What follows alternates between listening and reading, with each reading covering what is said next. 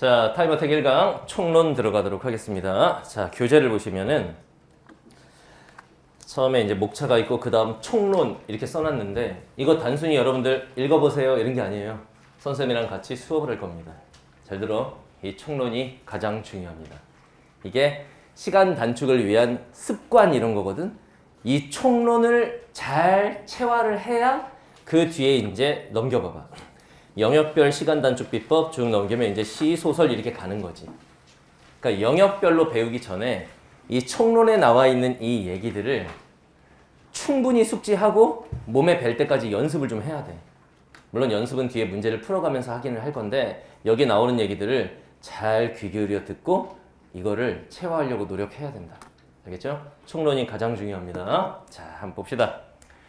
나는 왜 시간이 항상 부족할까? 수학도 시간이 부족하니? 부족해? 열심히 푸는구나. 너 수학 시간 부족하니? 아니요. 남죠? 그러겠지. 왜 시간이 남을 수밖에 없느냐? 몇 개 풀고 다 했다. 내가 할 건 다 했어. 이럴 수 있거든. 근데 국어 영역은 내가 할 건 다 했다가 안 돼. 다 한글로 써 있어서 다 풀 수 있을 것 같거든요. 이거? 그럼 왜 시간이 부족한 걸까? 이게 선생님의 주관적인 생각을 써놓은 게 아니라 이 타임어택 강의를 처음 초판 내기 전에 현장 친구들한테 다 설문조사했었어. 그 당시에. 시간이 부족한 이유를 한번 다 써봐라. 그걸 정리했더니 이 5가지가 나오더라고. 일단 첫 번째. 짐은 독해력이 부족해서. 그러겠죠, 기본적으로.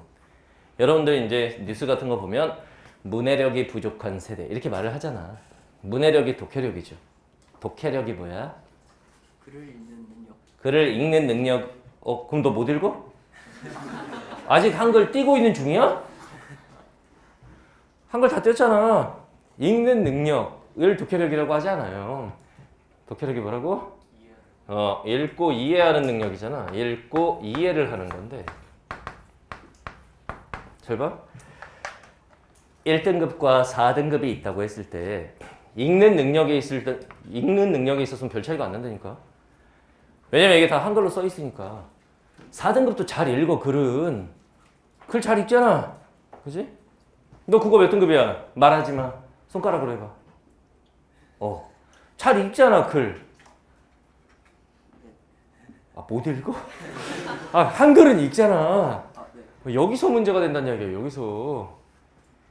문해력이 부족한 세대의 문해력은 읽는 능력을 말하는 게 아니야. 글을 읽었을 때 이해하는 능력을 말합니다. 근데 잘 생각해봐. 영어는 읽고 이해 못할 수 있다. 다른 나라 말이니까. 근데 이게 한글로 써 있는데 한글은 아는데 읽고 이해를 못한다니까. 왜 그러느냐 이거야 도대체 왜. 여러 가지 이유가 있을 텐데 자 지금부터 잘 써요. 써놓고 자 지금부터 이렇게 자신의 문제점 체크. 지금부터 뭐 할 거냐면은 자신의 문제점에 해당하는 거. 맞다. 난 저게 문제다. 요거에 이렇게 체크하세요. 이렇게. 그리고 오늘 수업이 끝나고 나면 한 30분에서 1시간 정도 고민을 해봐. 맞아. 난 저게 문제였다. 저걸 해결하려면 내가 어떻게 해야 되지? 이렇게 좀 고민하는 시간을 가져봐. 고민하는 시간을 갖는 게 문제집 한 권 푸는 것보다 성적이 더 오를 거야. 알겠지? 여러분들의 가장 큰 문제가 뭐냐면 본인의 문제점이 뭔지 모르는 상태에서 그냥 맹목적으로 문제집만 푼다라는 거. 아무 생각 없이 기출 3회독 돌리고 있고 아무 생각 없이 EBS 돌리고 앉아있어. 자신의 문제점이 뭔지를 알고 그거 보완하는 학습을 해야 되잖아. 무슨 말인지 알겠죠? 자, 일단 독해력이 부족한 근본적인 원인. 첫 번째는 여러분 세대는 뭐가 부족한 세대야? 독서량. 책을 안 읽어서 어렸을 때. 나는 어렸을 때 책을 너무 안 읽었다. 이 사람들 여기다 체크를 해요. 이렇게. 근데 이거는 너네만 그런 게 아니고 여러분들 세대 자체가 이제 미디어 세대입니다. 활자 세대가 아니에요. 여러분들 부모님 세대는 뭐 지금같이 뭐 유튜브 쇼츠가 있어 뭐가 있어 그런 거 없어. 부모님들 인스타 하면서 자랐냐? 아니야. 할 게 없으니까 읽을 수밖에 없어. 여러분들 부모님들은 활자 세대인데 여러분들은 이제 글자보다는 이미지 같은 게 더 익숙한 미디어 세대예요. 미디어 세대. 들어와서 자리 잡고 앉아. 아무 데나 앉아. 자, 빈자리가 없잖아. 저쪽에. 독서량이 부족하니까. 그러니까 이제 독해력이 부족한 거야. 그 다음 두 번째. 야, 우리가 같이 대화하는 시간이야. 생각하면서. 너네도 좀 생각하면서 들어. 그냥 일방적으로 이거 받아 적는다고 갑자기 막 문제점 해결되는 게 아니야. 독서량이 책을 많이 안 읽었어. 자동으로 달려 나오는 문제가 뭐냐? 그렇죠. 어휘력이 부족해. 어휘력이 부족한 세대죠. 선생님이 입시 설명회 할 때 학부모님들이 앉아 계시지 설명회 때.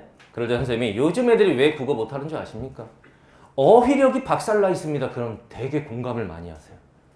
어떤 학부모님은 자기 딸하고 얘기를 해봤는데 자기 딸이 이렇게 무식하고 천박한지 몰랐대. 쓰는 어휘가 너무 이거 수준이 낮다 이거야. 여러분들 세대가 사실 그렇기는 해요.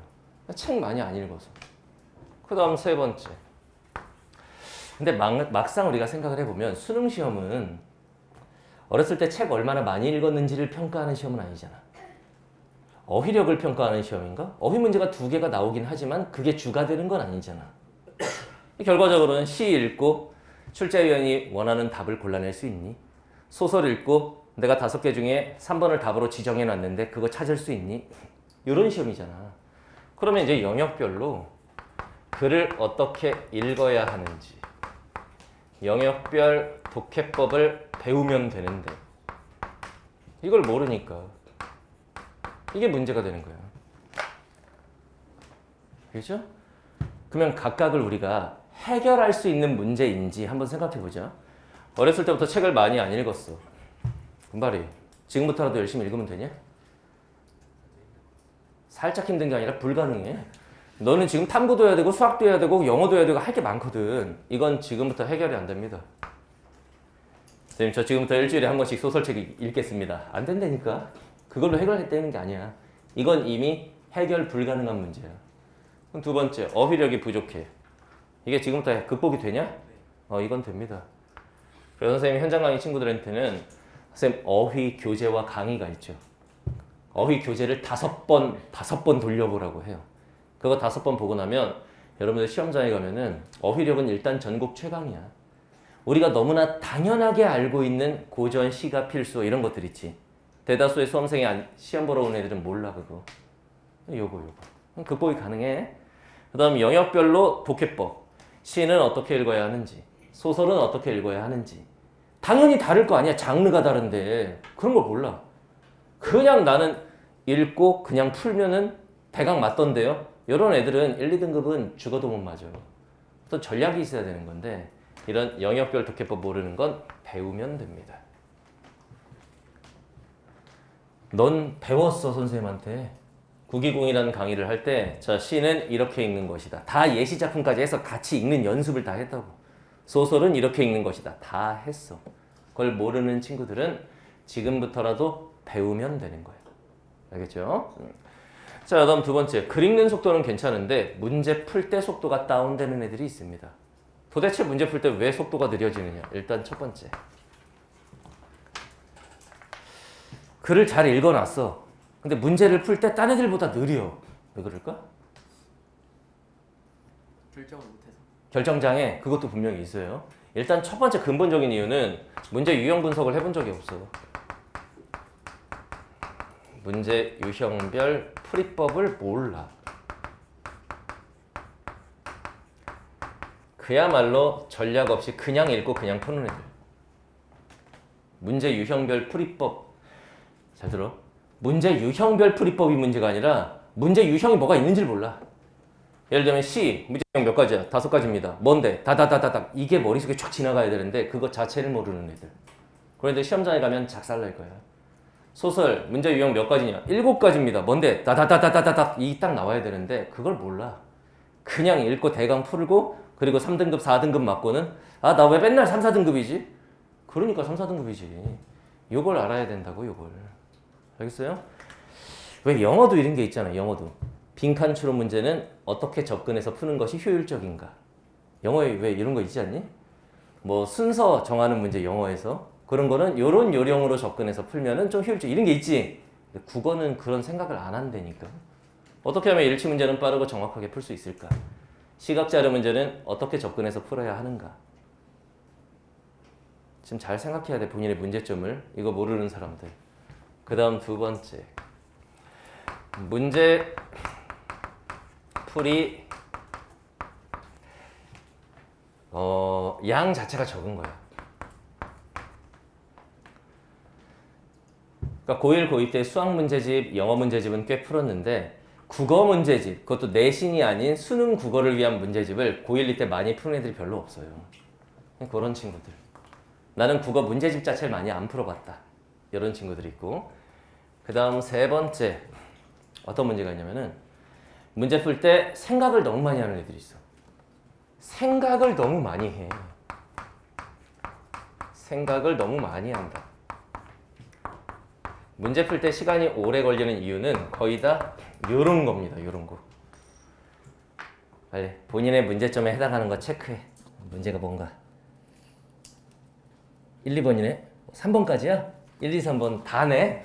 아이고 문제가 심각하네요. 그럼 봐봐. 문제 유형별 풀이법을 몰라 지금.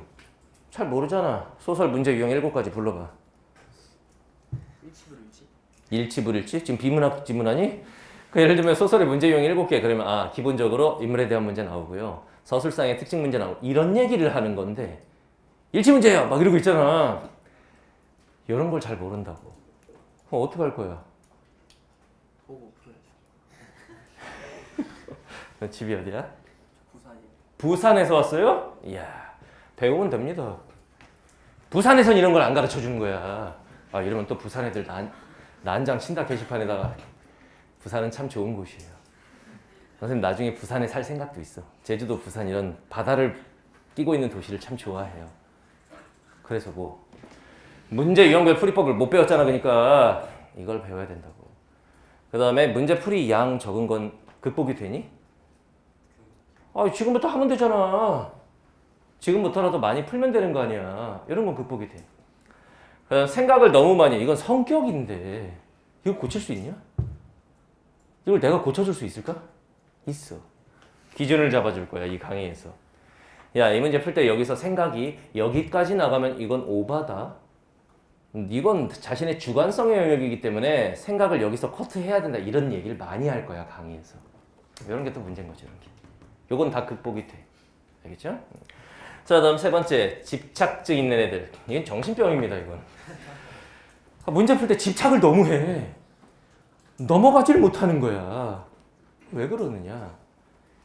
이해는 됩니다. 일단은 첫 번째는 이유가 뭐냐면은 풀릴 것 같은 느낌이 있어. 왠지 풀릴 것 같아. 이거 한 1, 2분만 시간 더 쓰면 지문에서 찾아서 어찌어찌 해결할 수 있을 것 같아. 이것 때문에 못 넘어가지. 수학은 예를 들면 22번 4점짜리, 요즘에 어려운 문제가 22번 이런 데 배치된다며? 22번 4점짜리 문제를 읽어봤어. 풀릴 것 같은 느낌이 없잖아. 그러면 깔끔하게 포기가 된다고 이게. 이건 내가 풀 게 아니군. 딱 포기. 딴 거 풀어야지. 이게 되는데 국어는 그게 안 돼. 이게 다 한글로 써있다 보니까 어찌어찌 될 것 같아. 못 넘어가. 그러다가 이제 한두 지문 냅다 찍는 거야. 그러면은 얘를 붙잡고 있었어. 3점짜리야. 얘라도 맞췄느냐? 나중에 채점할 때 보면 얘도 틀렸어. 얘 때문에 한 지문 냅다 찍었어. 그러면 이제 4등급, 5등급 이렇게 가는 거야. 요거. 그 다음 두 번째는 뭐냐면은 이거는 이제 1등급 맞는 애들도 참 고민이죠. 헷갈리는 선택지를 어떻게 처리할 것인가.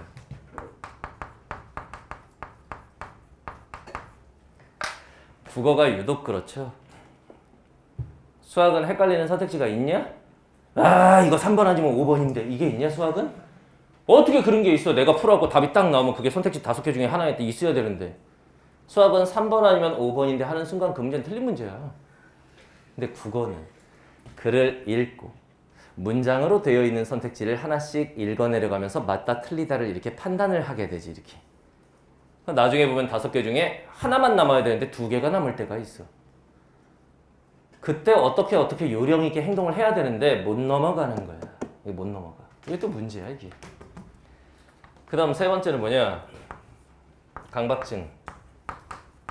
강박증이 있는 애들이 있어. 강박증이 뭔지 알아요? 하나가 끝나지 않으면 다음 단계로 가지를 못해. 선생님이 고3 때 그랬습니다. 선생님은 고3 때 어떠냐면 한 지문에 4문제가 있어. 3개 풀었어. 한 문제가 해결이 안 되는 거야. 그러면 다음 지문으로 못 넘어가는 성격을 갖고 있었어. 하나가 완벽하게 끝나지 않으면 다음 단계로 못 가는 거야. 강박증. 선생님 그걸 갖고 있었어. 수능에서도 그것 때문에 엄청 고생했어요. 4개 중에 3개 맞췄으면 됐잖아. 근데 한 문제 때문에 못 넘어가겠는 거야. 그래서 엄청 고생했어. 그래서 선생님은 수능에서 1개를 틀렸죠. 그 결과 하나를 틀렸어요. 잘했네. 근데 보통 이거 갖고 있는 친구들은 시간 안에 못 푸는 경우가 굉장히 많아. 봐라, 해결이 되는지. 풀릴 것 같은 느낌. 이거 해결할 수 있냐? 있어. 깔끔하게 포기하는 습관들이면 돼. 근데 어떤 경우에는 잡고 늘어져야 하고 어떤 경우에는 포기를 해도 되는지 그 기준을 잡아야겠지. 그 기준을 선생님이 많이 잡아줄 거예요. 자, 다음 두 번째, 헷갈리는 선택지 남았을 때 어떻게 행동해야 하는지는 배우면 됩니다. 배우고 나서 기계적으로 선생님이 알려주는 대로 행동하시면 돼요. 알겠지? 자, 다음 세 번째, 강박증 못 고칩니다. 이거는 내가 고쳐줄 수는 없고 누가 고쳐줄 수 있을까? 의사 선생님. 이거는 상담을 받는 것이 좋겠다. 어떤 친구는 강박증이 이제 보통 신경정신과에서는 강박장애 이렇게 얘기를 하죠. 물약 먹는 친구들도 있어. 그런 게 효과가 있대. 의사 선생님. 알겠죠? 자, 다음 네 번째, 후반 집중력 떨어지는 애들 굉장히 많아요. N수생들은 그나마 좀 괜찮습니다. N수생들은 왜 좀 괜찮냐? 여기 지금 N수생들이잖아. 여기 한 타임의 시간표가 몇 분으로 짜여 있어? 100분으로 짜여 있습니다. 100분 동안 집중할 수 있는 능력은 어느 정도 갖추고 있어요. 이 학원뿐만 아니라 전국에 있는 거의 대다수의 재수학원들이 한 타임을 100분으로 잡습니다. 이유가 뭔지를 니네 잘 생각해 봐야 돼. 그러니까 제일 긴 게 수학이잖아. 수학 100분. 근데 고3 졸업한 애들도 어떠냐면 100분 동안 끌고 가는 집중력을 갖춘 애들이 많지가 않은 거야. 수능 국어 1등급을 받기 위한 대전제는 80분 동안 온전하게 초지일관 집중할 수 있는 집중력. 이게 있어야 되는데 그 자체가 있는 애들이 별로 많지 않아요. 여기 지금 N수생들도 지금 딱 눈을 보면 그런 애들 많지 않습니다, 지금. 얘네들도 한 몇 분 지나면 막 몸 베베 꼬기 시작하고 졸기 시작하고. 재학생들은 오죽하겠냐. 재학생들이 몇 분 지나면, 너네 고3 때 몇 분 정도 지나면 집중력이 훅 떨어질 것 같니? 50분입니다. 30분? 그럼 수능 보지 마. 30분 열심히 풀고 50분은 막 이러고 있어. 그럼 수능 보지 마. 보통은 애들이 시험 시작하면 다 이렇게 돼. 열심히 풀어, 열심히. 그러다가 딱 흐트러지기 시작하는 게 눈빛이고 자세고 흐트러지는 게 50분이야. 그때 되면 이런 애들이 생긴다고 그랬지? 이러고 시험지를 보면서 풀어요. 친구들 중에 이런 애들이 있잖아, 학교에서 시험 볼 때 보면. 나중에 시험 끝날 때쯤 되면 이렇게 누워있는 애들도 있지. 다 풀어서가 아니야. 힘들어서. 대학 가면 내 손에 장을 짓는다. 못 간다고 그랬지, 이거. 그럼 결과적으로 봤을 때 이게 왜 50분만 되면 애들이 그러는 거야? 그렇죠. 3년 내내 50분에 맞춰서 살았어. 그냥 수업 시작하고 나서 50분쯤 지나면 어디선가 종소리가 들려. 그러면 그때부터 움직일 수가 있어. 그러다 보니까 50분쯤 되면 이게 생체 리듬이 맞춰져 있어서 몸이 꿈틀꿈틀합니다. 그런 애들은 1등급은 없다. 이거 잘 생각해야 돼. 그러니까 결과적으로 뭐냐면 첫 번째, 학교 시간표하고 괴리가 있어서 그래 이거. 이건 여러분들의 문제는 아니에요. 좀 그렇지 않니? 아니 그 중요한 수능 시험을 시간표를 그렇게 짜놓으려면 학교 시간표도 거기에 맞춰주든가 애들 연습되게. 근데 너무 이 괴리감이 큰 거지 이게. 뭐 5분 10분도 아니고 한 30분. 수학 같은 경우에는 학교 시간표 50분에 맞춰지는데 50분씩 차이가 나버리니 이게 쉽지가 않아. 그죠? 그 다음 두 번째는 뭐냐면 정신력이죠. 정신력. 본인의 정신력으로 이거를 극복해내야 되는데 이게 잘 안 되죠. 한 50분 지나면 몸 막 움직이잖아. 그 다음 세 번째 이유가 뭐냐? 연습을 많이 안 해서. 모의고사 실전 연습 많이 안 해서. 선생님 어차피 학교에서 모의고사 보는데요. 그거 한 달에 한 번이고 그나마 중간고사, 기말고사 있는 달엔 보지도 않아요. 한두 달에 한 번 보는 걸로 연습이 안 돼. 50분에 맞춰서 계속 살다가 한 달에 한 번 모의고사를 봤어. 이걸로 과연 연습이 되느냐? 그걸로 안 돼. 그런 쌤이 수험생활 시작하는 즉시 2주에 한 번씩은 무조건 풀어야 된다. 이런 얘기를 했었던 거야. 이런 것 때문에 그래. 왜 이게 극복이 되느냐? 학교 시간표와의 괴리. 이걸 네가 극복할 수 있어? 내일부터 우리 학교는 국어는 80분이다. 이걸 네가 결정해? 아니에요. 이건 할 수 없어요. 니네 학교가 할 수 있는 문제도 아니야. 이거 바꿀 수 있는 건 우리나라에 한 명밖에 없어. 지금 해외에 있는 것 같은데. 자, 요거. 그렇죠? 요거. 그 다음 정신력 부족. 요거는? 이거 극복할 수 있어요. 왜 그걸 극복할 수 없다고 그러니? 네 정신력인데. 내가 해줄 수는 없지만 네가 할 수는 있잖아. 의지를 가지고. 그죠? 자, 그 다음에 실전 연습 부족. 이거 하면 됩니다. 선생님, 실전 연습은 2주에 한 번이면 되는 건가요? 얼마나 해야 되나요? 그거 뒤에서 다 얘기할 거예요. 알겠지? 자, 그다음 5번째. 시간 관리 전략이 안 돼 있는 애들이 있어. OT에서 얘가 그랬습니다. 시간 안배 어떻게 하니? 안 합니다. 딱 이거. 시간 관리 전략이 부족한 애들. 시간 관리 전략이라고 하는 것도 예를 들면 뭐냐면은 전체 시간 안배를 어떻게 할 것인지. 이거 기계적으로 움직여야 돼. 기계적으로. 그래서 전체 시간 안배는 문학 몇 분, 독서 몇 분 이 얘기를 하는 게 아닙니다. 저기 한 명 또 죽었다. 정신 차려. 야, 친구가 옆에서 이렇게 죽어가면 내가 학기 초에 말했지. 어떻게 하라고 그랬지?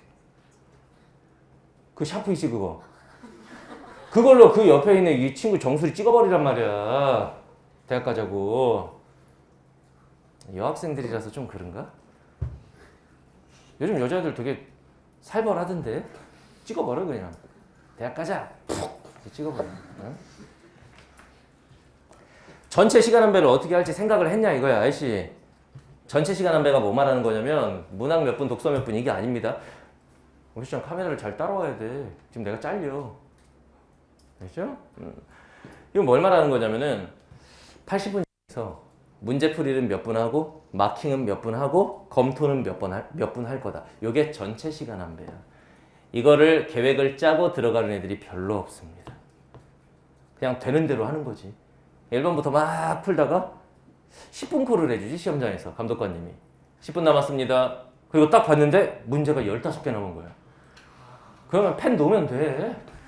이거 더 해봐야 소용없어요. 그래 1교시 딱 끝나면 이제 감독관 선생님 따라가면 돼. 너 왜 따라와? 그러면 집에 갈래요. 이렇게 하면 돼. 그래? 그럼 일로 와서 사인해라. 그럼 사인하면 집에 보내줘요. 수능 1교시 끝나고 집에 갈 수 있어. 한 2지문 내리 찍었다. 그냥 집에 와. 끝난 거니까. 회복이 안 되거든 이거는. 그게 있냐 이거야. 80분이야. 마킹 몇 분 할 거야? 5분? 마킹 5분은 어떤 식으로 마킹하는 거냐면은 1번의 답은 3번. 자, 칠해보자. 3번.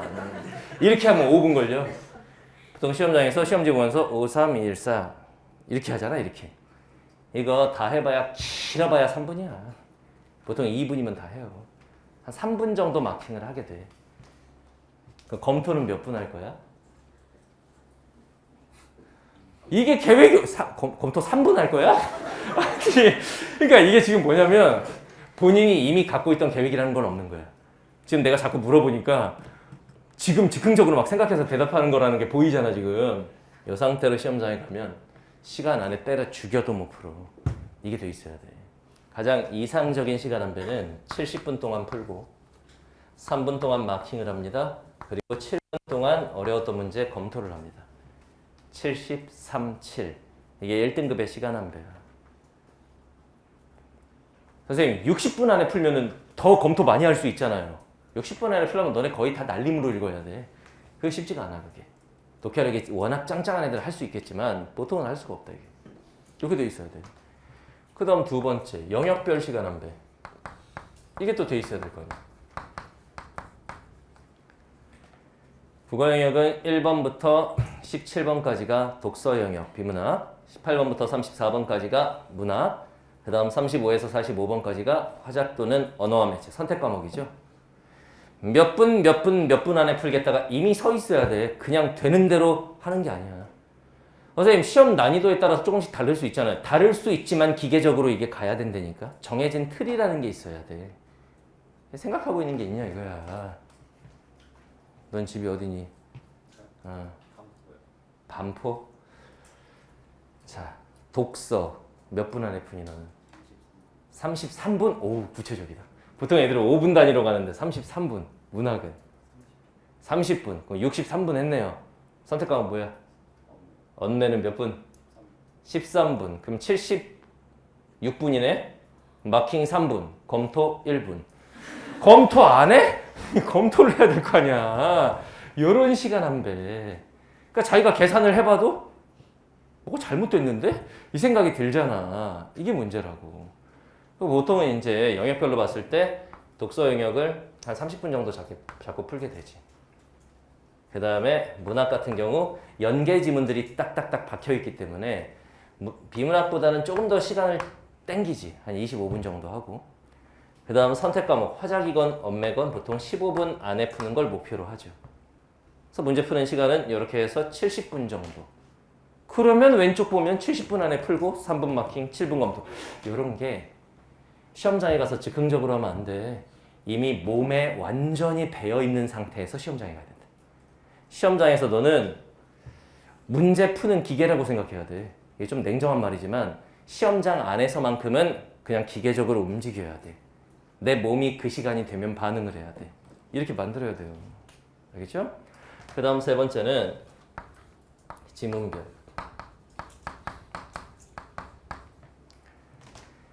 지문별. 이건 무슨 얘기냐면은 내가 독서 영역에서 독서론 1번, 2번, 3번. 이거는 워낙 쉬운 지문이니까 몇 분 안에 끝내야 된다. 이런 거.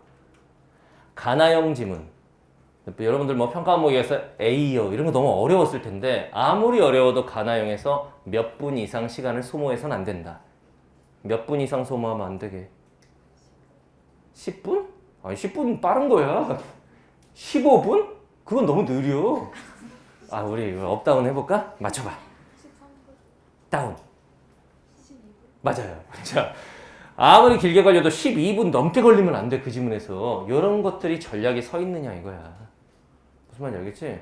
요거는 본인이 문제가 있었던 부분에 체크하고 배우면 되는 거야. 지금 다 배웠잖아. 이렇게 시간 한 배 하는 거야. 지문별은 왜 안 써줘요? 였다가 그건 다 써줄 수가 없어. 애들마다 강점, 약점 있는 영역이 그 지문이 너무 달라. 어떤 애는 고전, 소설, 인물 파악이 안 돼갖고 거기서 막 15분씩 써요. 근데 어떤 애들은 고전, 소설 금방 읽고 풀어. 대신 걔는 쉬 읽는데 느려. 이게 애들마다 다 강점, 약점이 달라. 그러니까 본인의 강점과 약점은 무엇인지, 어떤 지문에서 시간을 주로 잡아먹는지 잘 생각해보라는 얘기야. 알겠죠? 자, 그럼 앞에 와봐. 여러분들이 항상 시간 부족에 시달리는 이유는 거의 다 요겁니다. 거의 다 요거. 요거야. 그럼 본인 문제점 체크했지? 수업 끝나고 좀 고민 좀 해봐. 나의 고질적인 문제는 항상 이거였어. 아니, 이거 어떻게 하면 극복할 수 있는 거야? 이런 생각을 좀 해보라고. 그게 문제집 한 권 푸는 것보다 더 중요할 수 있어. 알겠죠? 자, 그 다음에 이제 어떻게 하면 시간을 단축할 수 있느냐, 이제 방법론에 대한 얘기를 좀 해볼게요. 자, 일단 첫 번째 팁이 8개가 있는데, 이게 이제 뭐냐면은 여러분들이 이런 식으로 행동을 해야 돼, 시험장에서.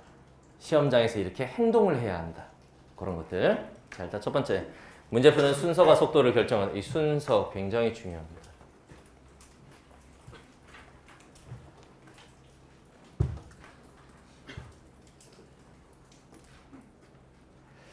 선생님 제자 중에 이런 애가 있었어. 1번부터 45번을 아무 생각 없이 순서대로 푸는 애였어. 몇 등급이냐? 4등급. 선생님 저는 뭐 문제 푸는 게 뭐가 잘못됐나요? 그래서 막 얘기를 해. 야, 네가 제일 잘하는 영역이 뭐니? 이거예요. 근데 넌 그걸 왜 마지막에 푸냐? 먼저 풀어야지. 순서를 이렇게 한번 체인지해봐. 그냥 그것만으로 한 5점은 오르더라고. 왜냐면 어차피 뒤에 막 찍는데 애가 마지막 지문을 맨날 찍었거든. 언매에서 마지막 지문은 매체야. 매체를 시간 없어서 맨날 찍고 앉아있는 거야. 이건 점수 왜 안 나오는지 이해가 되지. 그쪽을 앞에 풀어가지고 자기가 점수 딸 수 있는 데서 따고 어차피 풀어봐야 틀리는 비문학 경제 같은 거 뒤로 빼가지고 그 열심히 풀어봐야 얘가 4개 중에 2개밖에 못 맞아. 냅다 찍으면 하나 맞고 별 차이가 없네. 그걸 뒤로 빼버리고 요렇게만 해도 일단 5.5 오르거든. 한 4등급 이런 친구들은. 잘 봐. 순서를 어떻게 잡아야 되는지는 선생님이 정해주진 않을 거예요.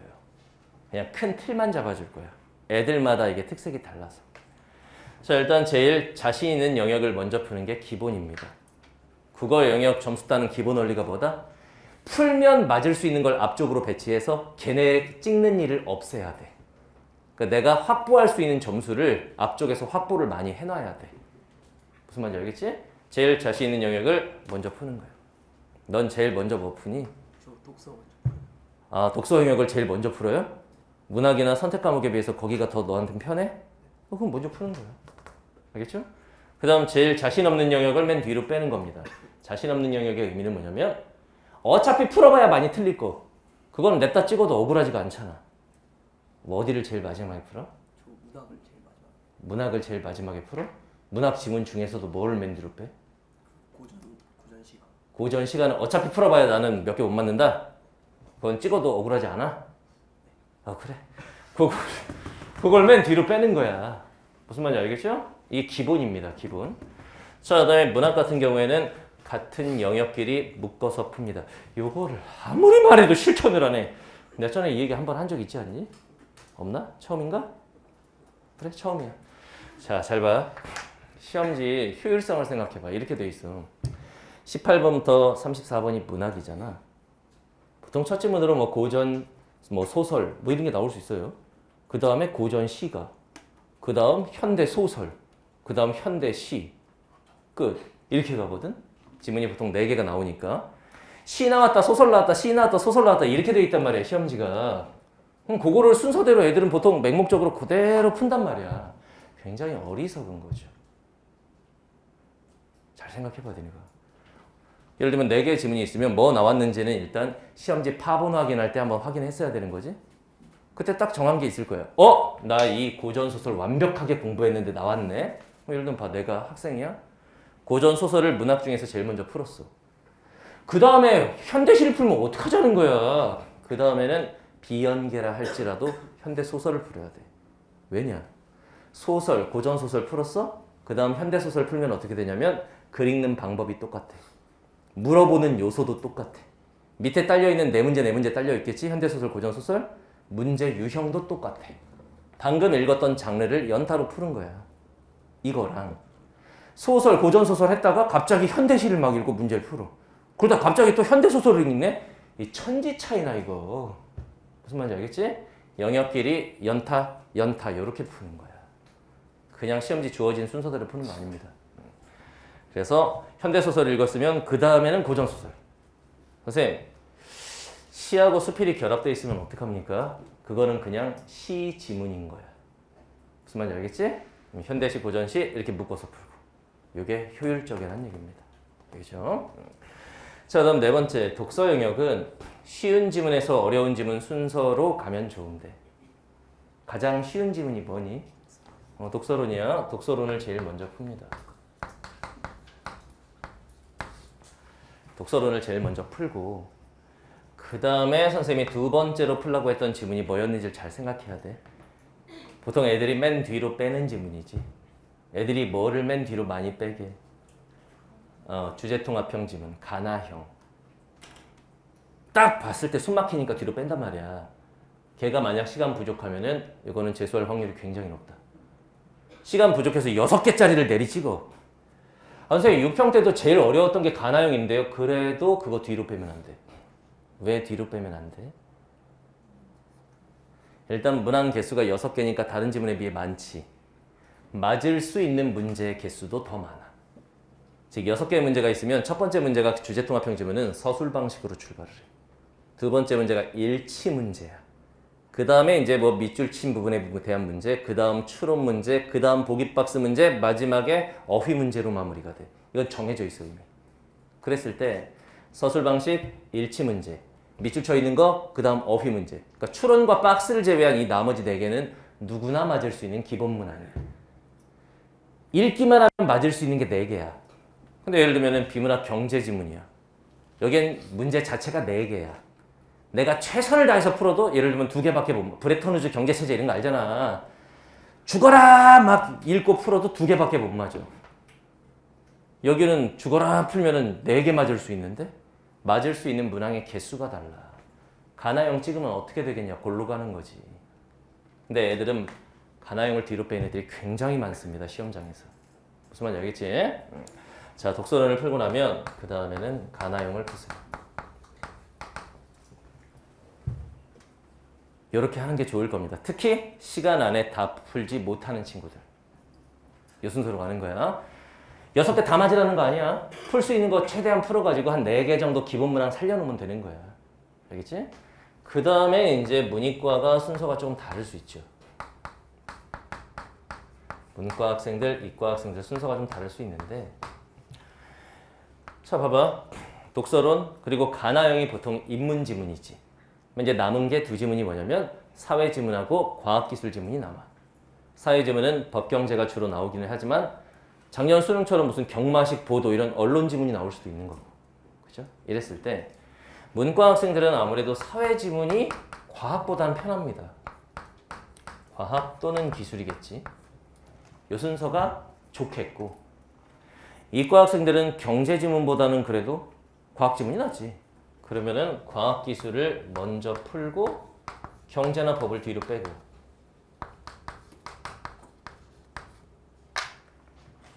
이 순서가 좋다. 단 사회지문을 첫째 줄 시작만 쓱 봤을 때 이게 법이나 경제가 아닐 경우엔 쉬울 거야. 그런 경우에는 이과도 사회지문을 먼저 가는 게 좋을 수도 있는 거고. 무슨 말인지 알지? 우리가 맹목적으로 아무것도 모르고 그냥 막 푸는 게 아니잖아. 보통 대강 툭 보고 아 뭐에 대한 거구나. 그리고 순서 정하고 출발하는 거니까. 지금 이 말 했을 때 저는 맹목적으로 그냥 가는데요. 이 사람들은 지옥을 맛보게 될 거예요. 그냥 문학은 작가 제목이 써 있으니까 연계와 비연계가 탁탁 나뉘지. 공부 좀 하면. 근데 비문학을 선생님 풀어보지도 않고 어떻게 알죠? 이런 애들이 있는데 시작 부분만 툭툭 봐도 이게 어떤 영역인지를 알게 돼. 시작하자마자 금리란 경제다. 조졌다. 뒤로 빼자. 이런 게 될 수 있단 말이야. 무슨 말인지 알겠죠? 이런 판단을 하고 순서 잡고 들어가라고. 특히 시간 안에 다 못 푸는 친구들. 알겠나요? 자, 다음 5번째. 원래 선생님이 추천하는 순서는 요거였어요. 문학을 제일 먼저 푸는 것이 좋겠다, 시험장에선. 원래 추천하는 건 이거였어. 왜 이렇게 추천을 했을까? EBS 연계 작품들 때문에. 물론 독서 영역도 연계가 되지만 그 연계성은 문학이 더 체감이 잘 되잖아. N생들은 알 거야. 시험장에 갔을 때 1교시의 가장 큰 문제는 일단 떨린다는 거야. 이게 앉아있으면 평소보다 긴장이 훨씬 많이 되지. 어떤 애들 막 손 떨어요. 막 손 떨어갖고 3번 막 킹해야 돼. 우와, 5번으로 했다. 이렇게 된단 말이야. 잘 들어야 돼. 너무 긴장이 되는 친구들은 어떻게 되냐면 글을 읽을 수는 있다. 한글로 써 있으니까. 근데 읽었을 때 어떻게 되는 거야, 글의 내용이. 머리로 입력이 돼야 되는데 눈으로는 읽는데 튕겨나가는 거야, 이게. 이런 성향의 아이들은 문학지문에서 예를 들면은 나 이 시 알아. 이거 수업 시간에 신영균한테 배웠어. 나 이거 알아. 그러면은 걔를 먼저 들어가 버리면 아는 지문 읽는 거니까 마음도 조금 편해지고 글 읽는 감각이 올라갈 수가 있어. 그러니까 이런 게 하나의 전략인 거야. 그러니까 여러분들의 문제가 뭐냐면 전략이고 나발이고 없다. 그냥 가는 거야. 그러면 안 돼. 알겠지? 선생님이 추천은 보통 이렇게 많이 했었어. 그렇지만 너는 독서를 먼저 푸는 게 습관돼 있잖아. 그대로 할 거잖아. 그래. 내가 이렇게 추천하는데 그 독서부터 할 거잖아. 그래. 그렇게 해. 바꿀 필요는 없습니다. 알겠죠? 근데 너무 긴장돼서 초반에 말아먹는 친구들은 이런 게 방법이 될 수 있다는 거야. 한번 잘 들어. 지금 이미 저는 이렇게 하고 있었는데요. 그렇게 하고 있어서 맨날 3등급이나 4등급이 나온다. 뭔가 잘못된 거 아닌가? 그러면 이제 전략을 어떻게 하면 수정해 볼까라는 생각도 해보란 얘기야, 오늘. 그냥 몸에 이렇게 익었으니까 난 그냥 갈 건데 막 이게 아니고 시험장에서 또 사 맞을 건데 이건 아니잖아. 그러니까 그런 걸 한번 생각을 해보고 합리적인 방향으로 수정을 해보라고. 알겠죠? 이렇게 해보세요. 중요한 건 이겁니다. 여러 차례 반복 연습해야 돼. 그래서 하나의 순서를 완전히 내 걸로 만들어야 돼. 알겠지? EBS 연계, 문학, 연계학습을 빠삭하게 하는 애들은 문학부터가 편할 거라고. 그걸 내 걸로 만든 다음에 여러 번 반복하고 시험장에 가서 갑자기 그날 바꿨다. 망한다. 어떤 애들이 바꾸는 줄 알아? 문학 먼저 푸는 게 습관돼 있었어. 왜? EBS 때문에. 시험장에서 자 시험지 파본 확인하세요. 이렇게 넘기면서 EBS 작품들을 이렇게 넘기면서 봤는데 야 파본 확인하라는 게 진짜 파본 확인하면 병신입니다. 수능 역사상 파본이 나온 적이 없어요. 이거 이제 혹시나 해서 그런 건데 그때는 이제 뭐 나왔나 쓱 전반적으로 한번 보는 거잖아. 그러면서 머릿속으로 시뮬레이션 쫙 돌리는 거 아니야. 이렇게 풀어야겠군. 작년 수능에서 그런 걸 했니? 안 했지. 그게 기본이야 시험장에서. 파본 확인하라고 하면 넘기면서 뭐가 나왔는지를 쓱 보고 이렇게 간다. 이 기본인데 맨날 문학부터 풀던 애가 어떤 경우가 있는 거야. 쭉 넘기면서 이거 연계지는 한데 와, 나 이 작품 연계해서 건너뛰었는데 이렇게 되면 자신감이 좀 떨어지지. 그래서 갑자기 문학부터 풀던 애가 비문학부터 할래 이렇게 되면 어떻게 될 것 같니? 망한다. 시험장에서 창의성을 발휘하면 어떻게 된다? 창의적인 점수가 나온다. 우와 다 풀었는데 17점이야. 이렇게 돼. 시험장에서 창의성을 발휘하면 창의적인 점수가 나와. 알겠어요? 이 생각 잘해야 된다. 반복해서 그대로 밀어붙이는 거야. 자, 다음 두 번째. 너네 지금 형광펜 들고 미줄쳐 있는 거 형광펜으로 발라줘야 돼. 중요한 얘기들.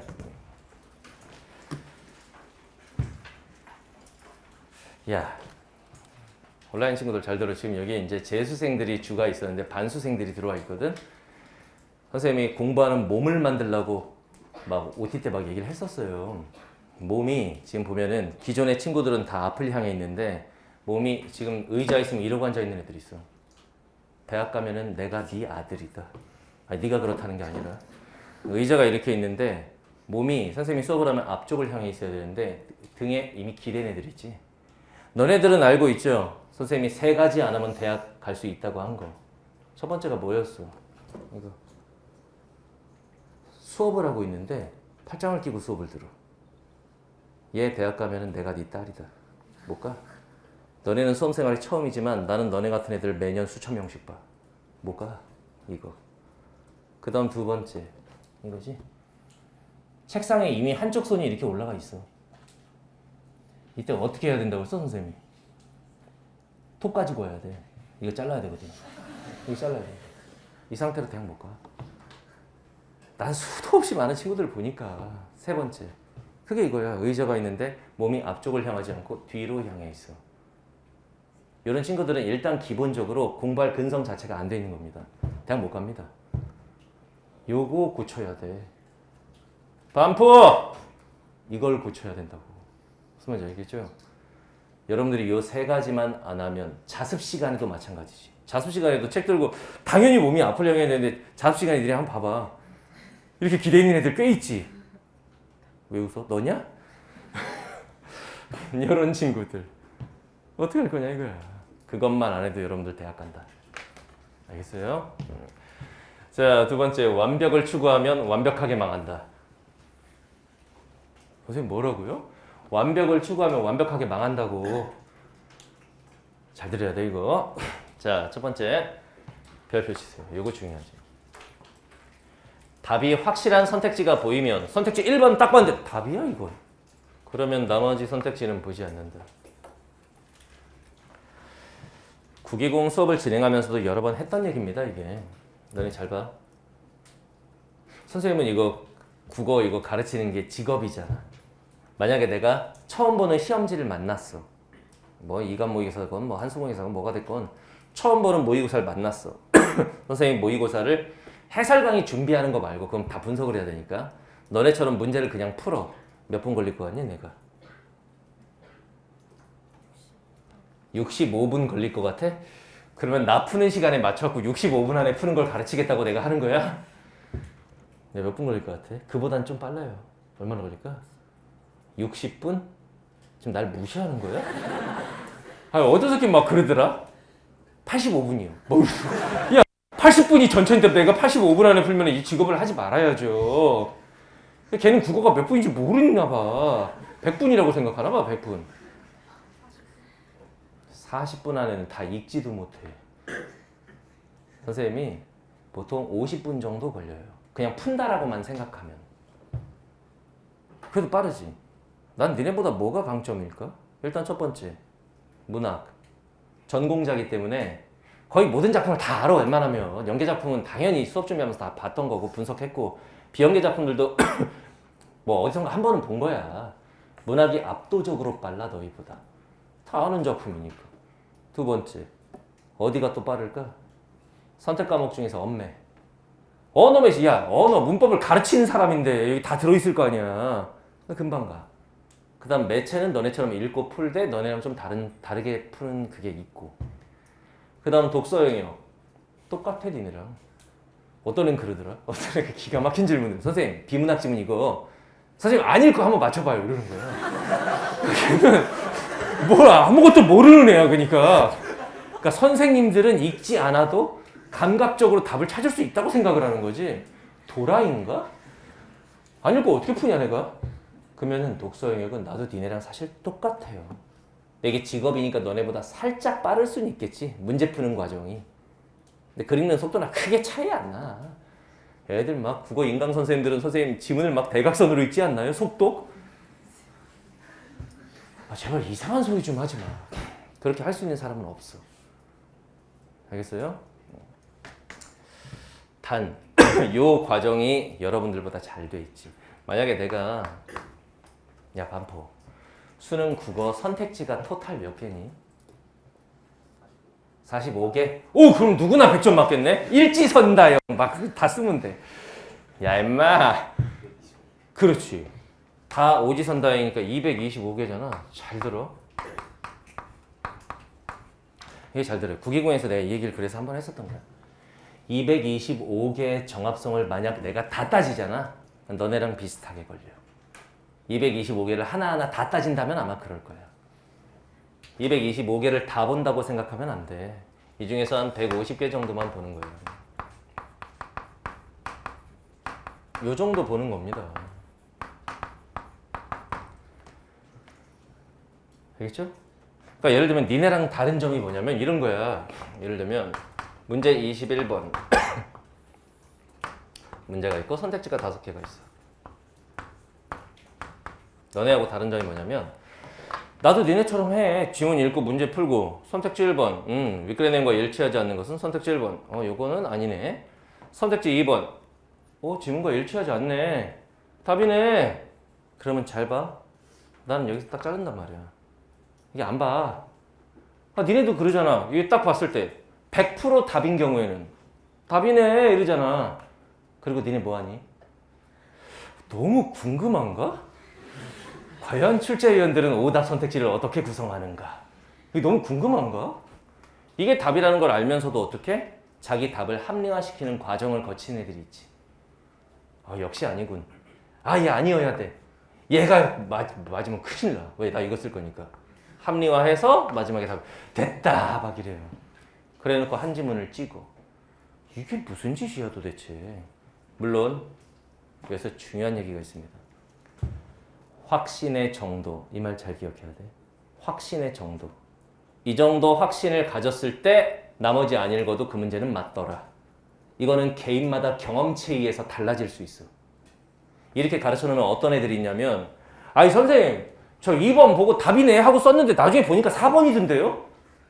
그걸 왜 나한테 지랄하지? 내가 지금 말하는 게 이거야. 확신의 정도. 이걸 수업 시간에 여러 번 얘기할 거야.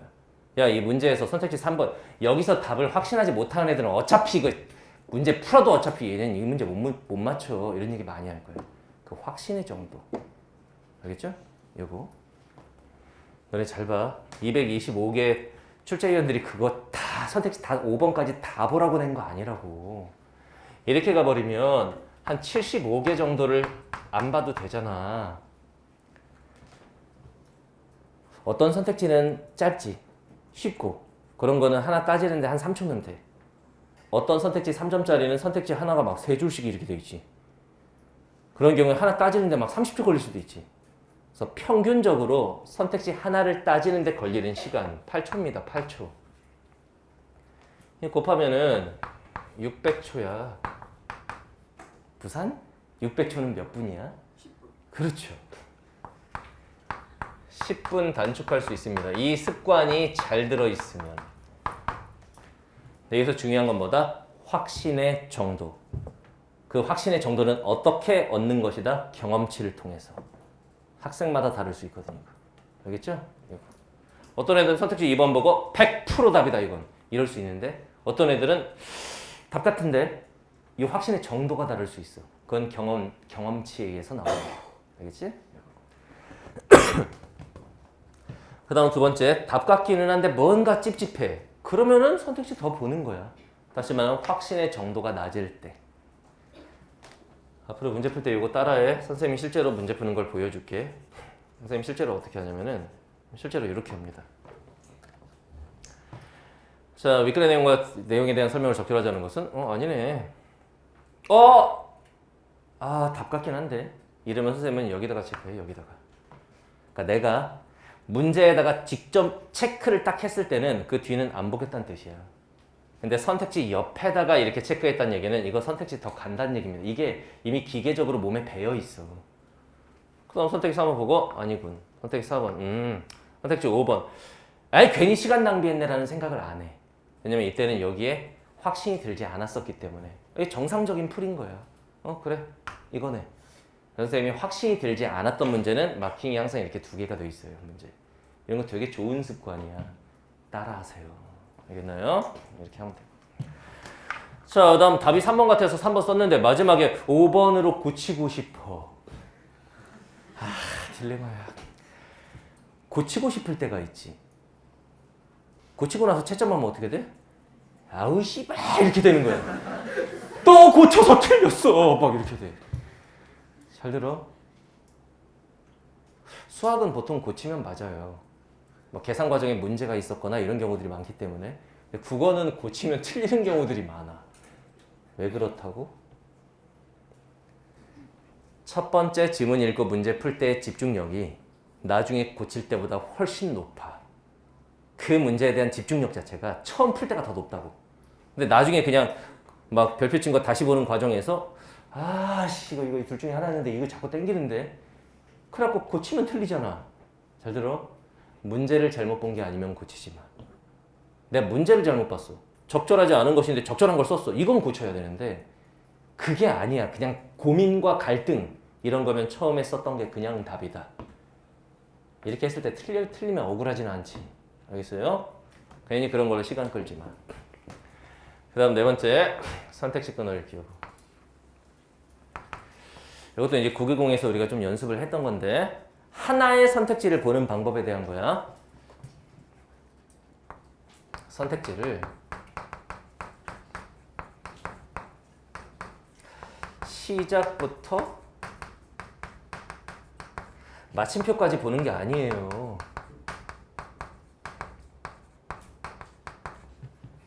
시작부터 마침표까지 보는 게 습관돼 있는 애들이 많아요. 이게 무슨 얘기냐면은 이런 얘기지. 예를 들면 뭐 선택지 3번 이렇게 두 줄짜리로 이렇게 있었어. 많은 친구들은 어떻게 하냐면 선택지를 이렇게 합니다. 선택지 시작하면 우다다다다다다다다다다 하였다. 아닌데? 이렇게 한다고. 이러면 안 돼. 잘 들어. 하나의 선택지 내에서도 그 선택지를 마침표까지 보는 경우는 절반도 안 돼. 응? 예를 들면 모든 선택지는 반으로 잘리지. 예를 들면 뭐 간단하게는 서리적 표현을 활용하여 화자가 자신의 의지를 드러내고 있다. 이렇게 했을 때 서리적 표현을 활용하여 자를 수 있잖아. 서리법이 없어. 근데 왜 뒤에 화자의 의지 이걸 왜 보는 거냐 도대체. 이건 볼 필요가 없잖아. 그게 습관에 대한 얘기라는 거야. 그럼 봐봐. 앞대가리 쭉 보고 잘랐어. 여기 이미 틀린 말이 있어. 여기 안 봐야 될 거 아니냐. 근데 습관적으로 보고 따지는 애들이 있어. 요거는 문제가 있다는 얘기야. 알겠죠? 끝까지 마침표까지 보는 선택지는 절반이 채 되지 않습니다. 여기서 줄어드는 시간이 45문제 선택지 다 합치면 몇 분 돼 이것도. 그래서 선생님은 50분 안에 다 풀 수 있는 거야. 끝까지 보는 선택지가 거의 없어. 너네 요거 한번 생각해 볼래? 선택지를 슥슥 보고 제끼고 슥슥 보고 제끼고 빠른 속도로 이렇게 가는 거랑 선택지 하나를 좀 시간이 걸려도 분석적으로 답을 결정하는 키워드 잡으면서 분석적으로 보는 거랑 일단 정확도는 당연히 분석적으로 보는 게 높겠지. 속도도 결과적으로는 그게 더 빨라. 왜냐면 보는 선택지의 양이 개수가 줄어들거든 이게.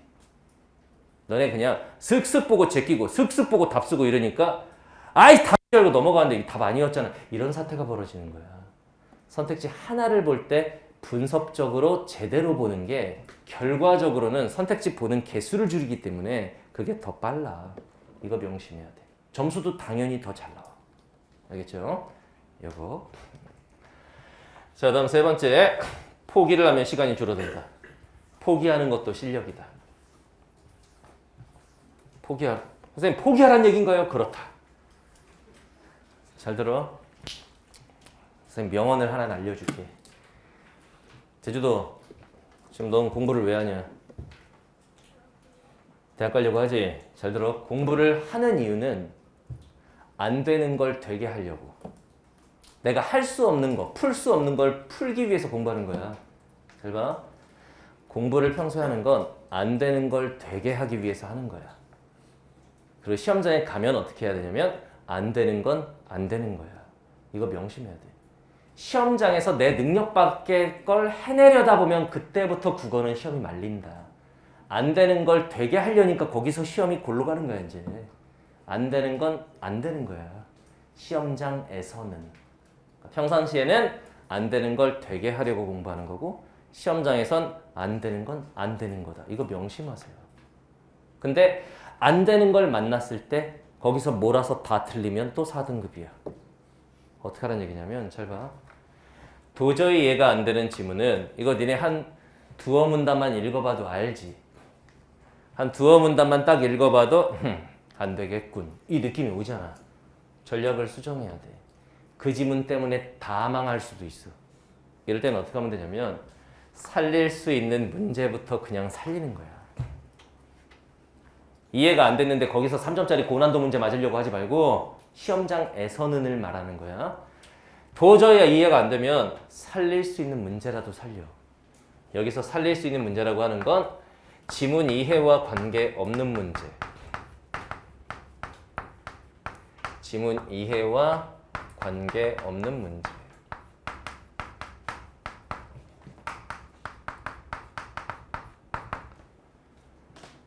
선생님, 지문 이해를 못했는데 맞을 수 있는 문제가 있나요? 당연하지.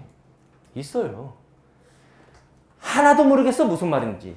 그래도 맞을 수 있는 문제들이 있어. 예를 들면 그런 문제가 뭐니? 대표적인 게 어휘 문제야. 이 지문에서 무슨 말을 하는지 한 개도 모르겠어. 윗글의 문맥적 의미와 가장 유사한 것은 얘도 싸잡아서 틀렸다. 걔는 대학 못 가. 그거 살려야 될 거 아니야. 그 다음 또 어떤 문제 걔? 표현 서술 문제.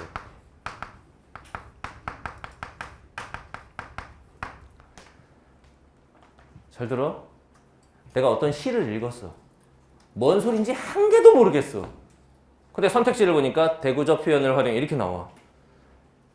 야, 이거는 시 이해랑 아무 상관없는 거야. 대구법이 있다 없다를 못 찾는다? 그거는 문제가 있지. 무슨 말인지 알겠죠? 옛날에 이렇게 나온 적이 있어. 관동별곡이 원문으로 출제된 적이 있어. 그리고 지문이랑 보기박스랑 비교하라고 그랬는데 그게 표현상의 특징에 대한 거야. 근데 이게 관동별곡 원문이다 보니까 애들이 지문 이해를 하나도 못하고 그냥 다 날려먹은 거지. 그 문제 맞춘 애들이 별로 없어. 근데 그 문제 답이 뭐냐면 비유적 표현을 활용하여 뭐 이렇게 나오거든? 원문에도 뭐라고 써있냐면 거기 보면은 뭐 바다 밑에 고래가 물을 뿜는 듯 이렇게 나온다고. 그러니까 이해는 안 돼도 뭐뭐인 듯이라고 써있으면 직유법, 비유적 표현이구나. 이것까진 돼야 되는 거거든? 근데 본인이 이해 못한다고 생각하니까 그런 문제까지 다 날려먹는 거야. 여기서 문제가 되는 애들이 뭐냐면 이해가 안 됐다 싶으면 4문제짜리 지문에서 한 3개씩 몰아서 틀리는 애들. 얘네들은 1등급 받을 가능성이 거의 없다. 1등급 애들의 특징 중에 하나는 뭐냐면 걔네들도 이해 안 되는 지문이 분명히 나와. 그럼 거기서 자기 할 몫은 해. 근데 그거 자체를 못하는 애들이 태반이다. 이거 명심해야 돼요. 어휘 표현 서술 그리고 비문학에서의 일치 문제. 일치 문제는 그냥 눈깔이 있으면 돼. 이건 굳이 이해를 하지 못해도 어떻게든 찾아서라도 어떻게 비벼볼 수 있다고 이거. 요런 건 맞아야 된다는 얘기야. 무슨 말인지 알겠지? 그리고. 자, 다음 두 개의 선택지 중에 헷갈리는 경우 나왔다 이거. 요거. 아까 원인의 이거 되게 큰 원인 중에 하나였지? 둘 중에 하나가 헷갈리는 경우 어떻게 행동할 것인가. 잘 들어. 행동 요령이야. 앞으로 여러분들은 두 개 중에 하나가 남으면 무조건 이렇게 한다. 무조건. 오케이? 자, 이게 똑같이 해보자. 이 경우 한번 볼게요. 이 경우. 선택지가 5개가 이렇게 있어요.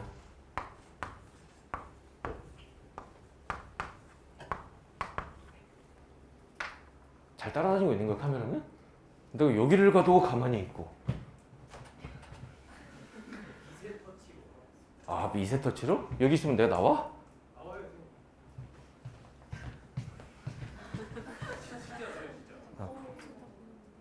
오, 잘하고 있구나. 자, 여기, 아니, 계속 가만히 있어가지고. 자, 잘 봐. 이렇게 있을 때, 잘 봐.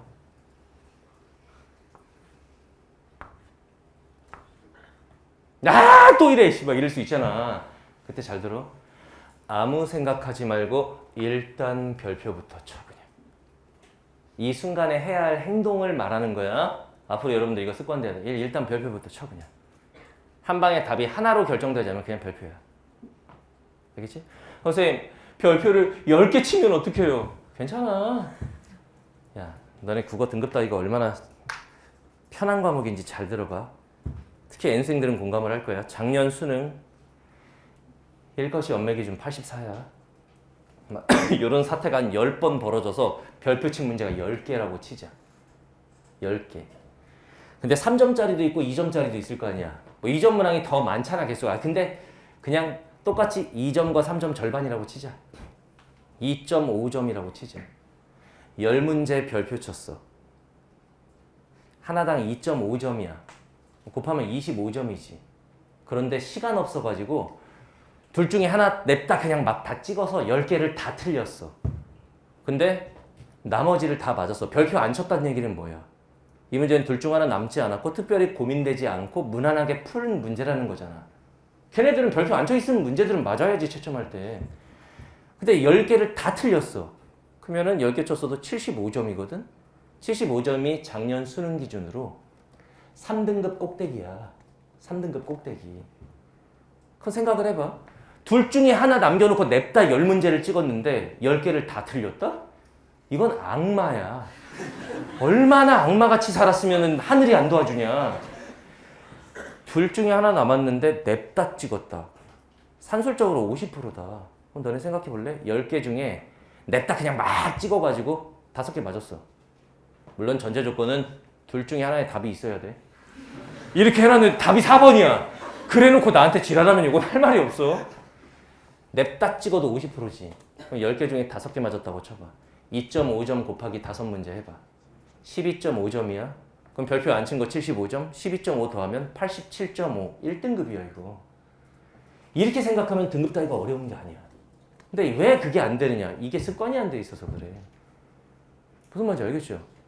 별표 친 거 다 틀려도 3등급 꼭대기가 나온다고. 10개를 별표를 쳐도. 선생님, 별표가 20개면 어떻게 해요? 괜찮아. 내년엔 10개로 줄어들 거야. 이거 잘 생각하면 돼. 내년엔 10개로 줄일 수 있어. 10개 별표 쳐도 요즘 시대에는 괜찮다는 얘기야. 단 내가 남겨놓은 것 중에 답은 있어야 한다. 무슨 말인지 알겠지? 이때 잘 들어. 일단 별표 쳐. 나도 해 이거. 나라고 뭐 45문제가 깔끔하게 무조건 한 방에 다 풀리겠냐? 나도 별표 칩니다. 그 다음에 2개 선택지가 3억 원이 남았을 때 주관적으로 생각하면 안 돼. 저 문제 객관식이야. 객관식을 주관식으로 풀면 안 될 거 아니야. 이게 시간 낭비야.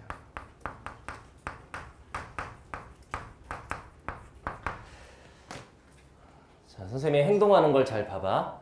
이 순간이 왔을 때 애들이 뭘 많이 하냐면 이 순간이 왔을 때 펜 들고 이러고 있는 애들이 있어. 정지한 거야, 정지. 정지했다는 얘기는 뭐냐면 지금 머릿속에서 뭔가 막 머리 굴리고 있는 거겠지? 이렇게 되면 어떻게 하느냐? 계속 생각이 같은 자리에서 돌아. 이 늪에 빠지는 거야, 이거. 이러면 골로 가는 거야. 무슨 말인지 알겠지? 생각을 하지 마. 차라리 뭘 하냐면 지문 피드백을 한번 하는 건데 저 두 개의 선택지도 아니야. 선택지의 키워드. 국기공에서 이거 많이 가르쳐줬죠. 모든 선택지에는 답을 결정짓는 키워드라는 것이 있다. 응? 야, 선택지가 처음부터 끝까지 다 개소리야. 그러면 그 문제 누구나 맞아. 다 맞는 말처럼 포장해 놓고는 잘못된 단어 하나 딱 넣는 거지. 그 답을 결정하는 키워드를 잡고 이 작업을 하는 거야.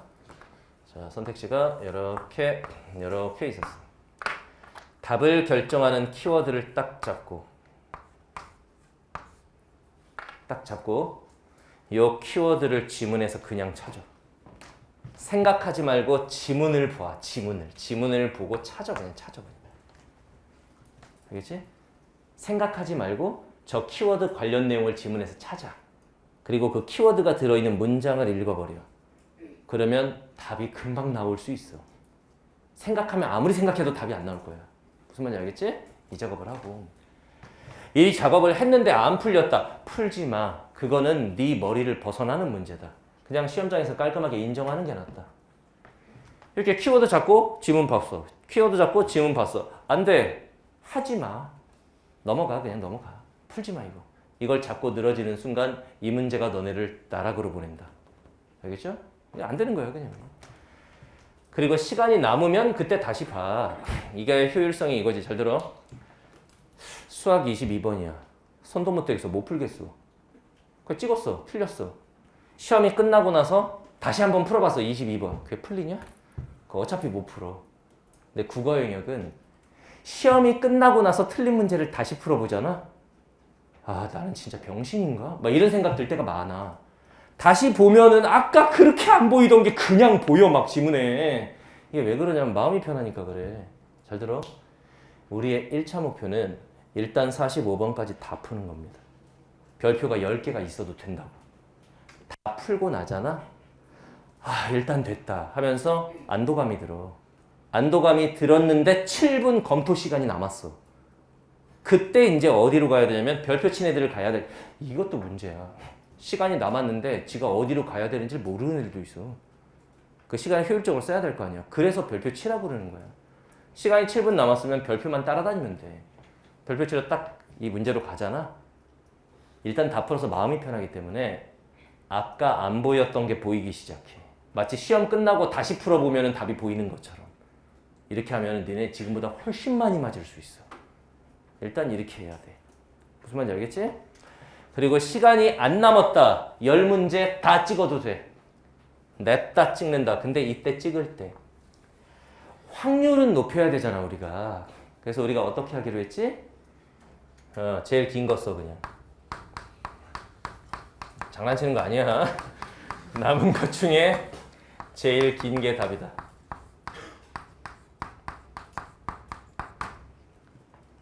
자, 앞에 봐봐. 3번하고 5번 이렇게 남았어. 둘 중에 하나 냅다 찍으면 몇 프로냐?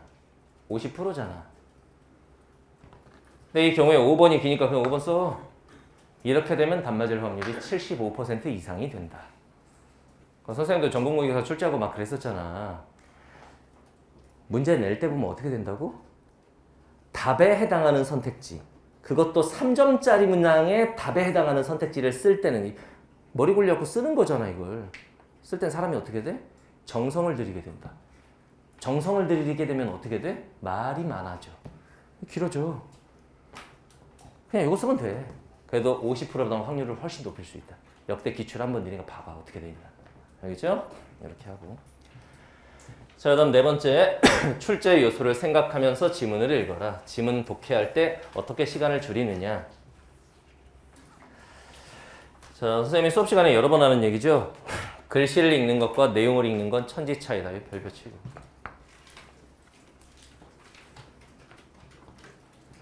독해의 목적은 글씨를 읽는 게 아닙니다. 내용을 읽어내는 거야. 글씨 읽는 건 9등급도 한다.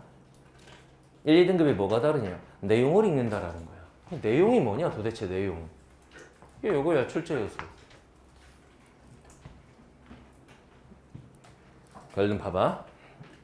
한 명이 1등급이고 한 명이 5등급이야. 똑같은 시를 읽어도 이것은 소리 없는 아우성 이렇게 시작하면 5등급 친구들은 이것은 소리 없는 아우성 여기 소리가 없대. 그리고 넘어가요. 근데 1등급 친구들은 이것은 소리 없는 아우성 팍 떠올라야 되는 게 뭐야? 아 이거 역설이다. 물어볼 수 있겠다. 이 차이가 결국은 점수로 이어지는 거야. 아주 단편적으로 얘기하면 그렇다는 거야. 무슨 말인지 알겠지? 출제 요소를 읽어내야 돼.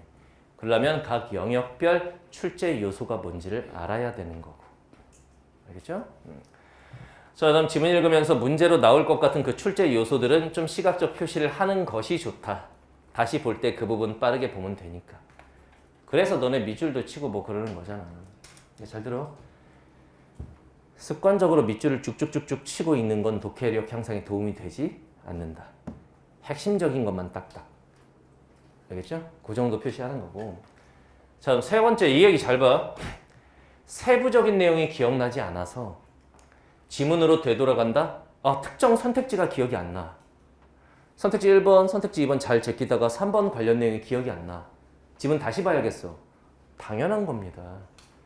애들이 왜 이걸 무서워하냐면 어떤 선생님은 이렇게 얘기하십니다. 야, 지문 다 읽고 문제 푸는데 그 문제 푸는 과정에서 아까 읽었던 지문 왜 다시 보는 거야? 그거 다 머릿속에 있어야 되는 거 아니야? 막 이렇게 말을 해. 그러니까 애들이 그런 거에 대한 강박이 있는 거야. 다시 돌아가면 안 된다는. 내가 그 선생님하고 같이 수업 준비를 한 적이 있거든? 계속 돌아가. 자기가 문제 풀면서 계속 돌아가. 그러니까 이거 뭐냐면 자기도 못하는 걸 학생한테 강요하는 거야.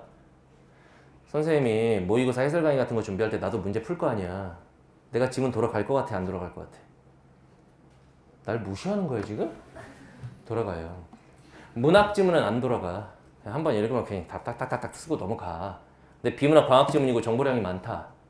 물론 지문은 이해는 했어. 그래도 어려운 문제의 특정 선택지는 내 머릿속에도 이게 남아있지 않을 수 있어. 그건 돌아갑니다. 나도 돌아가는데 뭐. 잘 들어. 그거 당연한 거야. 단, 너희들과의 차이가 있지.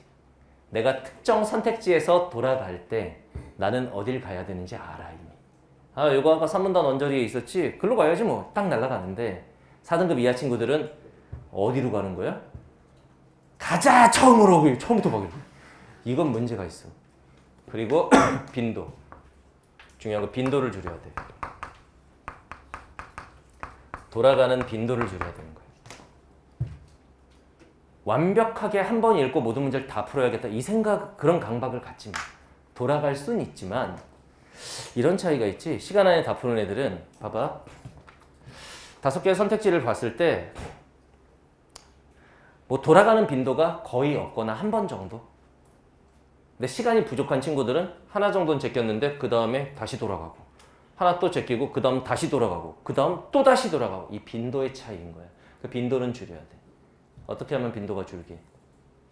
지문에 대한 이해도가 높아지면 돌아가는 빈도는 줄게 돼 있어. 무슨 말인지 알겠죠? 이렇게 간다. 이런 거 너무 겁내지 마요.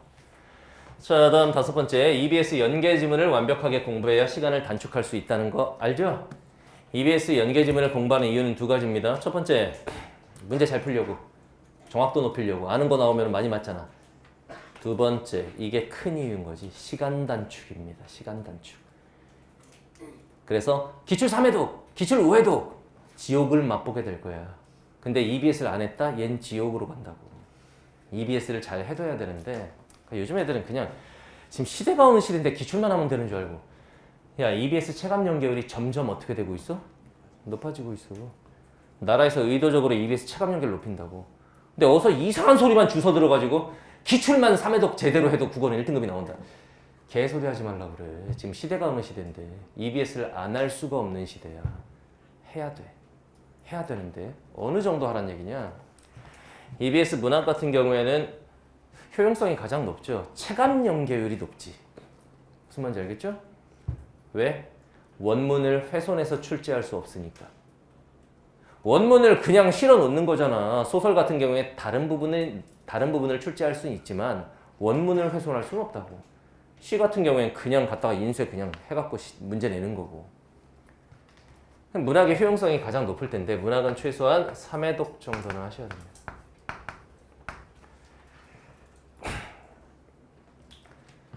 선생님 문학 작품이 몇 개인데 그걸 3회독이 나옵니까? 요령 있게 3회독을 해야 될 거 아니야. 일단 1회독을 할 때는 골라서 하면 안 됩니다. 전작품을 해야 돼요.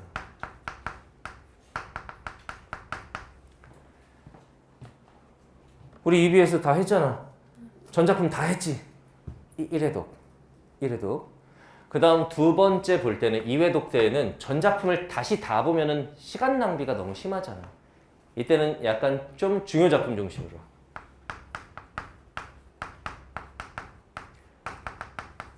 선생님들마다 이 작품은 좀 출제 가능성이 높습니다. 이런 걸 가르쳐 줬을 거야. 그런 거 중심으로 2회독.